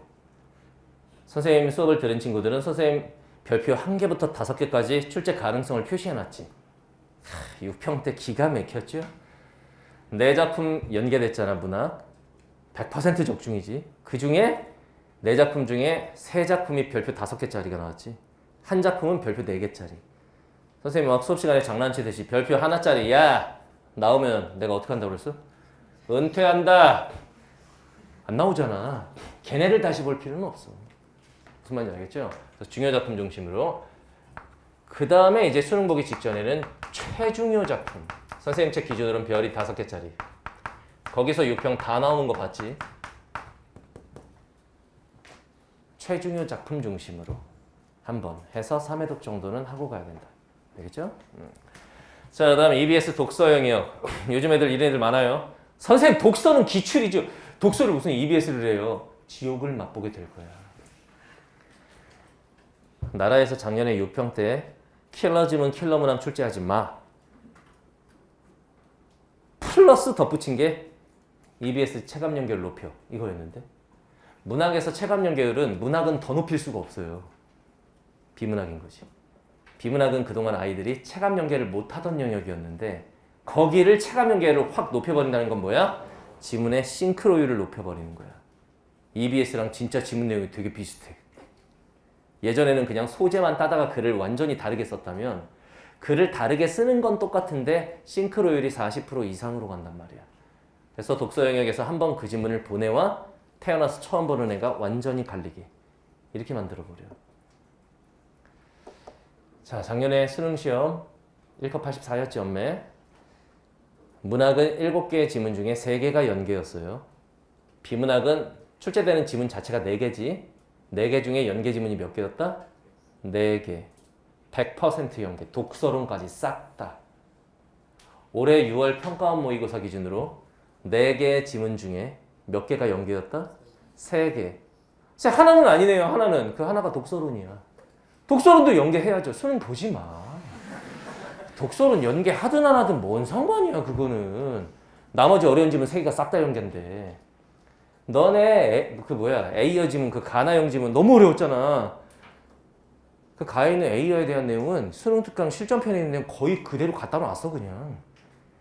공부 한 해와 안 한 해가 완전 차이 나게. 이렇게 출제한다고. 그래서 독서 영역도 2회독은 해야겠다. 어떻게 2회독하란 얘기니? 자, 일단 수능 특강 중심으로 한번 풀면서 분석적으로 봐야 되는 거지. 분석적으로. 그냥 문제집 푼다가 아니고. 그 다음 두 번째 2회독 할 때는 별표 쳐놨던 지문, 좀 어려웠던 지문들 중심으로 다시 한번 보는 거죠. 알겠죠? 이거. 보통 이제 독서 같은 경우에 선생님들이 이 독서 소재가 출제될 가능성이 높고 이런 걸 찍어주진 않아. 그러니까 두 번째 볼 때는 본인이 어려웠던 지문. 이렇게. 자, 다음 선택 과목은 연계를 하긴 하지만 그 효용 가치가 낮죠. 연계했는지 체감이 안 돼, 체감이. 뭐 어떡하란 얘기냐. 잘 들어. 나는 화작이다. 근데 모의고사 때 화작 11문제 중에 틀린 적이 없다. 풀지 마. 안 풀어도 돼. 나는 언어 매체다. 선택 과목이 언매다. 이 사람들은 무조건 한 번은 푸세요. 그냥 한 번 정도만 제대로 풀면 돼. 한 번 정도만. 알겠지? 한 번 정도만. 선택 과목은 그렇게 뭐 효용성이 높진 않습니다. 봤을 때 막 EBS 연계로 나왔네 막 이걸 느끼진 못할 거야 시험장에서. 알겠지? 어쨌든 EBS를 잘 해두면 시간이 확 줄어든다. 자, 다음 6번째 문제 유형별 풀이법을 좀 익혀둬라. 그래야 문제 풀 때 시간이 단축된다. 일단 요즘의 시대의 기본은 요거죠. 지문보다 문제 분석을 먼저 한다. 어떤 친구들은 아직도 문제가 뭐가 있는지 쳐다도 안 보고 지문부터 읽는데 잘 봐. 지문부터 드립다 들어갔을 때 내가 전에 국기공에서 장단점 얘기했었어. 지문부터 읽었을 때 장점과 단점은 이런 게 있고 문제 분석 먼저 했을 때 장점과 단점은 이렇게 있는데 요즘 시대에는 가나형 6문제짜리도 있고 문학 복합지문도 막 6문제짜리도 나오고 이러기 때문에 잘 봐. 아무 생각 없이 지문부터 그냥 읽었다. 어디서 뭘 물어볼지를 몰라. 그럼 모든 부분이 다 소중하게 느껴질 테고 그러면 독해하는데 시간이 오래 걸려. 그러니까 이보다는 어떤 문제가 있는지를 딱딱딱 봐두고 단순히 문제 분석이 문제 보는 게 아니야. 첫 번째는 문제 정체성을 파악하는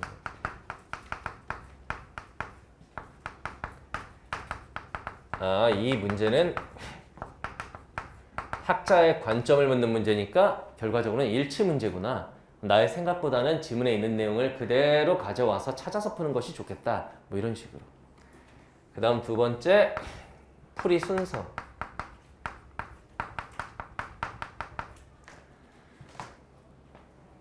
얘들아, 수업 시간에 문제가 1, 2, 3, 4 있으면 선생님이 1, 2, 3, 4 이 순서로 풀디? 그 순서로 푸는 걸 거의 본 적이 없을 거야. 문항 번호는 문제 푸는 순서가 아니거든. 이것도 시간과 관련이 있어요. 그 다음 세 번째는 유형별 전략. 이거는 경제지문 그래프 문제니까 X축, Y축의 용어를 지문에서 그 관계를 찾고 그 다음에 교점, 접점에 해당하는 걸 X축, Y축으로 수선의 발을 내려서 그 위치 확인을 잘해야 된다. 뭐 이런 유형별 전략. 이걸 문제 분석 단계에서 하는 거예요. 그 다음 문제 분석 단계에서 문제 푸는 순서 전략 짜고 문제가 원하는 내용을 지문에서 찾는다라는 마인드로 가볍게. 얘들아, 너네는 시험장에서 철학자가 되어서는 안 돼. 철학자가 되는 애들 많아요. 막 고민하고 생각하고 인상 찌푸리고 막 생각하는. 네가 쓴 지문이 아니야. 네가 만든 문제가 아니고 당연히 답도 네 머리에서 안 나와. 이걸 명심해야 돼. 철학자가 아니라 여러분들은 광부다. 광부. 이런 말 들어봤어요? 국어 선생님들이 하는 말. 모든 문제의 답은 지문 속에 있다. 이런 얘기가 있거든. 모든 문제의 답은 지문이나 보기 박스에 그 근거가 이미 주어져 있어요. 그거를 너네는 어떻게 하는 거야? 캐내는 거야. 이미 지문에 답의 근거는 다 주어져 있어. 그거 가서 캐내면 되는 거야. 요 마인드로 접근을 해야지 다 읽고 나서 내 머리를 통해서 한번 걸러가지고 문제를 푼다라고 생각하면 안 돼. 무슨 말인지 알겠지? 요거. 자, 다음에 7번째. 실전 연습은 어느 정도 해야 하는 것인가? 자, 최소 2주에 한 번씩 평소에 미니 모의고사 말고 풀 모의고사로 45문제짜리로 그러다가 9평 이후에는 일주일에 한 번씩 그러다가 10월 달부터는 일주일에 2번씩 정도 연습하다가 시험장에 가시면 됩니다. N수생 중에 이런 애들이 있습니다. 사설 모의고사를 다 사. 파이널 때 욕심나는 거지. 이감, 상상, 바탕, 한수, 시대 다 사! 거기다가 수능 완성까지. 우와 6개니까 일주일에 하루 빼고 다 풀 수 있다. 일주일에 막 하루에 한 개씩 푸는 거야 계속. 푸는데 의의가 있는 게 아니거든 이게. 풀고 나서 자신의 문제점이 뭔지를 분석하고 그 문제점에 맞는 공부를 하는 게 목적인 건데 모의고사는. 얘는 푸는데 의의를 두는 거야. 별 의미 없어. 무슨 말인지 알겠죠? N수생이라고 해도 최대 파이널 기간이라고 해도 일주일에 3개 최대. 매일 풀지는 마. 알겠지? 다른 공부해야지. 시험장에서는 평소보다 시간이 더 걸려. 떨리니까. 그래서 65분 안에 푸는 연습을 한다. 그걸 목적으로 하는 강의가 이 강의고. 자, 매회 모의고사 풀 때마다 계속 똑같이만 반복하지 말고 똑같이 반복했는데 계속 3등급이야. 문제가 있잖아. 전략을 수정해서 본인에게 맞는 걸 찾아야 돼. 그거를 선생님이 알려주는 게 아니라 본인이 찾는 거야 이제. 계속 반복을 해봤더니 독서부터 푸는 거 나 이렇게 풀었고 맨날 3, 4등급만 맞는다. 근데 이번엔 내가 EBS 연계 공부를 제대로 한번 했다. 문학부터 한번 가볼까? 이런 식으로 전략을 조금씩 바꿔보는 거야. 그러다 보면 자기한테 맞는 걸 딱 찾게 돼. 그때부터는 그걸로 계속 반복. 그리고 시험장에 가서도 그 틀 그대로. 알겠지? 이렇게 하면 돼. 자, 마지막 멘탈. 너무 떨면은 시험장에서 시간이 오래 걸려요. 너만 떨리냐? 너 뺀 모든 수험생이 다 떨려 어차피. 근데 희한하게 시험장에 가면 나는 특별하다는 생각이 듭니다. 나는 왜 이렇게 떨리지? 아니 다 떨려 다. 이건 조언으로 극복이 안 된다고 그랬지.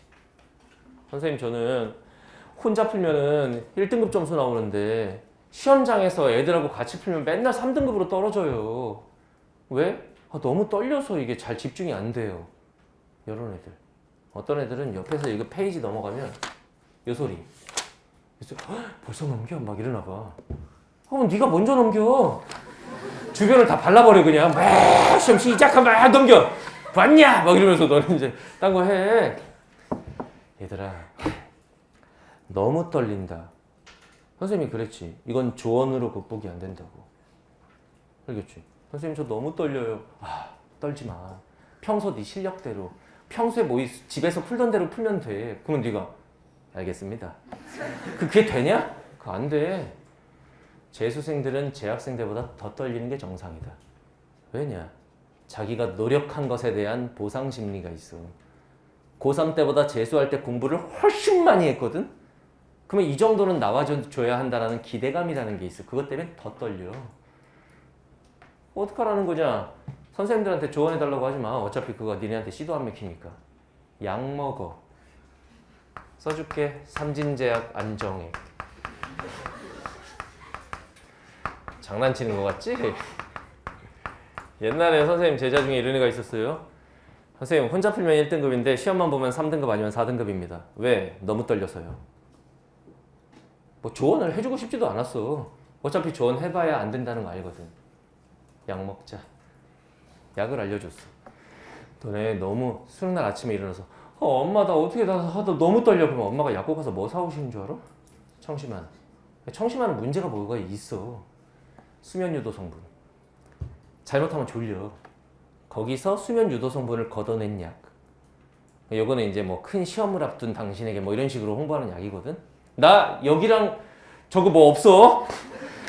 선생님 카르텔 아닙니까? 약 카르텔. 아니야. 그런 거 아니야. 그냥 저 회사에서 선생님한테 연락 온 적은 있어. 고맙다고.